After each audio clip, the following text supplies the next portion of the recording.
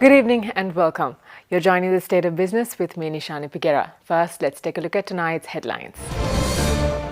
Prime Minister believes GSP Plus will solve a number of economic issues faced by the country. And Deputy Minister Harsha urges exporters to treat workers fairly.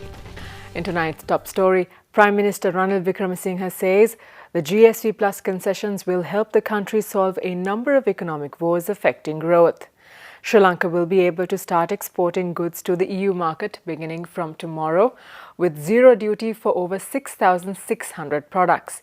The Prime Minister expressed his views at the Women Leadership Summit 2017, which was held in Colombo today. The Women Leadership Summit 2017 was organised by Women's Chamber of Industry and Commerce Sri Lanka together with SAARC Chamber Women Entrepreneur Council. The summit brought together women leaders, entrepreneurs, startup investors and other professional women. Prime Minister Ranil Wickremesinghe was the chief guest at the inauguration of the event. Tomorrow, on day after, we will get the tariff concessions to enter the European Union market, which is the GSP+. We have also been assured by UK that while they will leave the Union, that the trade preferences already enjoyed by countries would be maintained. So this is the richest market. It's not merely a question of entry into a market for us. It is significant landmark because it's also the beginning of our economy becoming an export-oriented economy. Unfortunately, in South Asia, we have two economies. I'm not talking the formal and the informal, that's there everywhere. We have an export-oriented sector and a domestic-oriented sector. And the domestic-oriented sector only wants to service the domestic market. Now, this is not a way for success. The Prime Minister also pointed out that EU GSP Plus will create new opportunities for new entrepreneurs to enter the export market. Because the problems we face, there's a very serious balance of payments question, and the debt servicing can only be resolved by increasing our export earnings. It will also resolve the connected question of the pay for workers. It seems to be a vicious circle, a chicken and egg.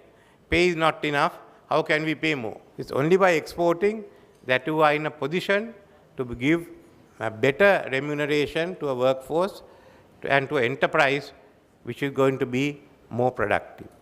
So we have to aim at all of us becoming exporters. We can't have some other enterprises only looking after the domestic market and asking the others to be exporters. And as a result, we have to ask a large number of our female folk to go abroad and work in domestic positions because we didn't have the courage to become exporters. So this is one. And the GSP Plus is one of them because you have access to 6,000 items, products. Now we are looking at the range, a limited range. The apparel product range, the fisheries product range, few others. Now we must look at broadening it. We can't do all 6,000, but there are many areas we can enter into. So firstly, we will ask the existing exporters to utilize this, leverage this concession to increase the export volume and the export earnings. Deputy Foreign Minister Dr. Harsha De Silva says the government will request the business community to ensure the financial benefits derived from the GSP Plus to be trickled down to the workers.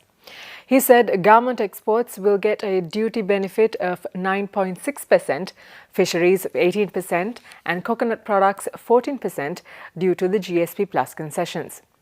Dr. De Silva said the country's export revenue would increase in a sizable amount with the reactivation of the trade concession. සමහර trade union ගිහිල්ලා යුරෝපයේ මන්ත්‍රීලාට මෙහෙ එන්න කිව්වා. කියලා මහා ලොකු නෂ්ටත්වයක් වෙලා තියෙන කියලා පෙන්වුවා. ඒ කට්ටිය අපිට විරුද්ධ යුරෝපා පාර්ලිමේන්තුවේ ඡන්දෙ දුන්නා.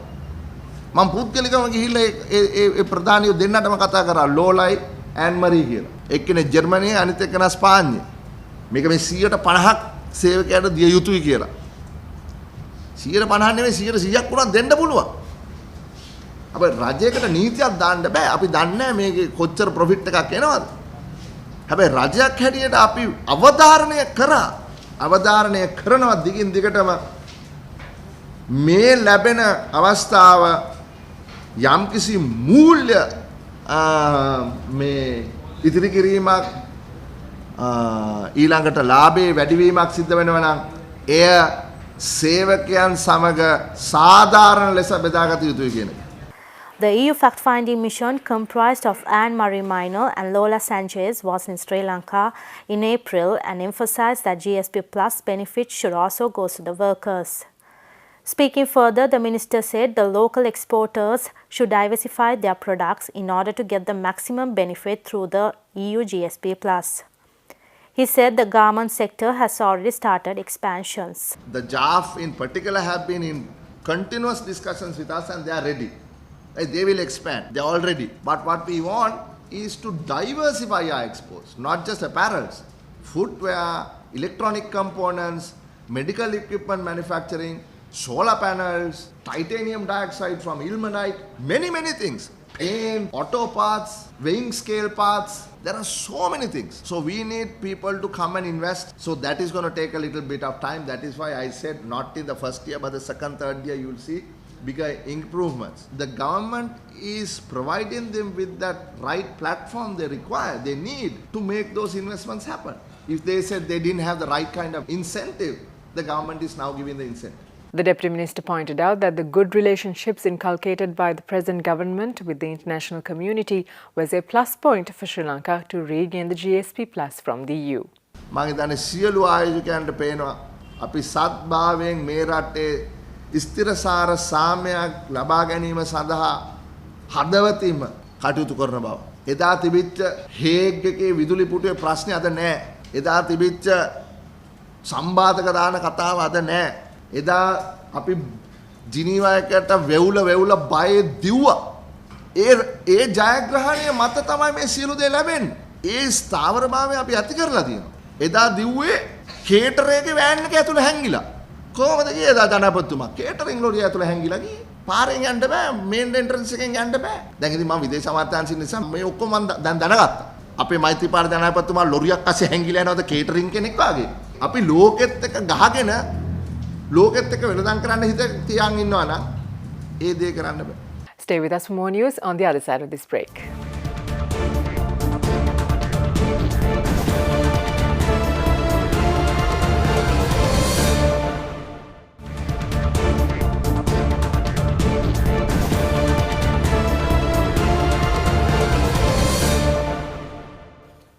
Welcome back. You're watching The State of Business. Now let's take a look at some different views expressed by politicians during media conferences today.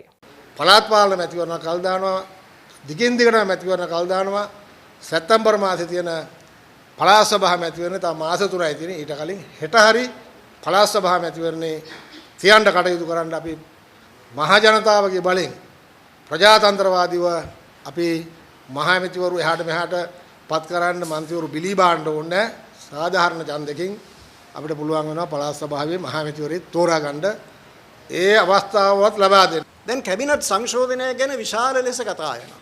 මේක අලුත් කතාවක් නෙවෙයි. අවුරුද්දට ඉස්සෙල්ලා කැබිනට් සංශෝධනය කරනවා කියලා ජනාධිපතිතුමා ප්‍රකාශ කරලා තිබුණා. ඊට පස්සේ වෙසක් පොයට ඉස්සෙල්ලා ඒක කරනවා කියලා ඒ විදිහටම පැහැදිලි ප්‍රකාශන කෙරෙලා තිබෙනවා.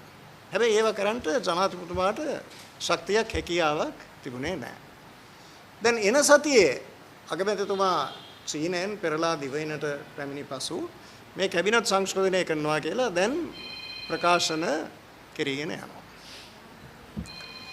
හැබැයි අපිට තියෙන ප්‍රශ්නය කොයි විදිහ කැබිනට් සංශෝධනයක්ද මේක? මේ එක්තා ගිවිසුම ප්‍රශ්නය තියෙනවා වෘත්තිකින්ගේ මේ ශ්‍රමිකයන්ගේ මේ රැකියාවලට මේ තර්ජනයක් තියෙනවා අප රටේ. ඒ ප්‍රශ්නය අමතරව මේ ලංකාවයි ඉන්දියාවයි කිට්ටු සම්බන්ධයක් ඇති කරන වැඩපිළිවෙලක් යනවා.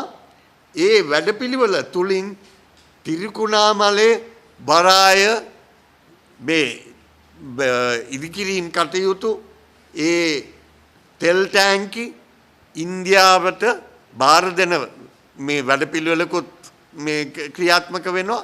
ඒ පමණක් නෙමෙයි මන්නාරම ඉඳලා තිරිකුණාමලයට සම්බන්ධ කරන මහමාර්ග වැඩපිළිවෙලකුත් ඉන්දියාවේ මේ මුදල් වලින් ක්‍රියාත්මක කරනවායි කියන අදහස් දැන් මතුවලා තියෙනවා. මගේ අම්මේ ගිරේ යටින් කෑ ගහනවා අන්න විකුණන්න හදනවා මෙන්න විකුණන්න හදනවා කියලා. කවුද වික්කේ? අන්තිමට මේ විශාල භූමි ප්‍රමාණයක් මේ රටේ කවුද වික්කේ? මහින්ද රාජපක්ෂ වික්කේ මුදල් ඇමතිවරයා හැටියට.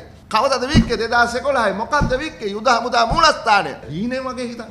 මේ ආණ්ඩුව යුද හමුදා මූලස්ථානෙ විකුණන්න ගියා කියලා චීනෙට හරි ඉන්දියන් කාරෙට හරි කොහොමද එනං එළියේ ප්‍රොටෙස්ට් එක අම්මා ස්ට්‍රයික් කරලා මිනි මරාගෙන කළු කොඩිය ඇඳගෙන සිංහල කොඩිය සිංහ කොඩිය ඔළුවේ ඔතාගෙන අර ස්ට්‍රයිප් දෙක අයින් කරලා ලෙමන් පෆ් කාගෙන දෙන්නේ වැඩේ. Stocks close on positive grounds. Let's take a look at the details after this break.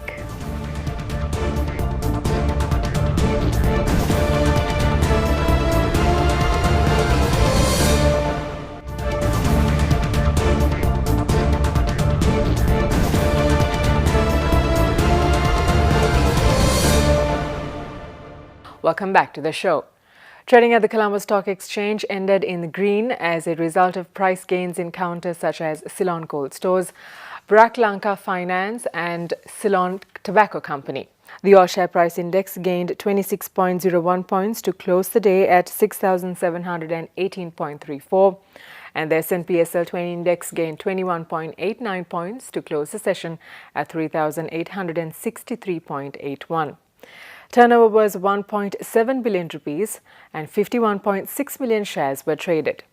Mixed interest was observed in TJ Lanka, Sampath Bank and Commercial Bank, whilst retail interest was noted in Ceylon Bank, National Development Bank and Ceylon Grain Elevators.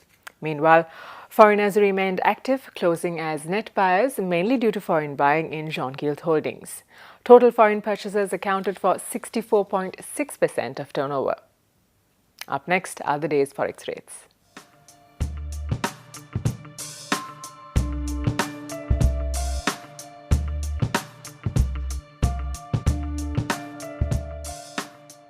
And that winds up the show for tonight. We'll see you again tomorrow at the same time. Until then, thank you for watching. Good night.